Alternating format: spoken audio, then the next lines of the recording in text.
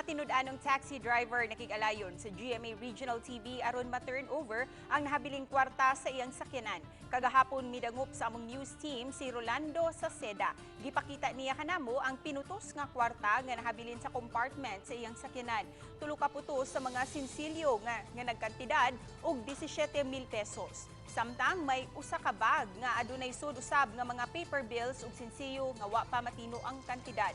Matud si driver, may duha siya ka mga pasahero, babay ug lalaki nga misakay kaniya sa may Fuente area kagahapon sa udto. Duda niya taga bangko kadtong mga pasahero. Apan gumikan kuno sa pagdali-dali, gituhuang nahabilin ang kwarta.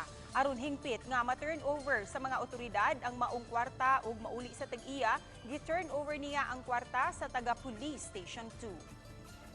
Kadadali sad sila kay hisgot na to sila parte sila kamo. Oo. Nagtuos ako nga nakuha na ng kwarta kay ila na magisira ang kuan gud. Kawa man ko muna og kay no stopping man. Kasi ko na sila pa nga gitandran ako ilang kwarta pa, wa ba ako magitandran. Ano ba?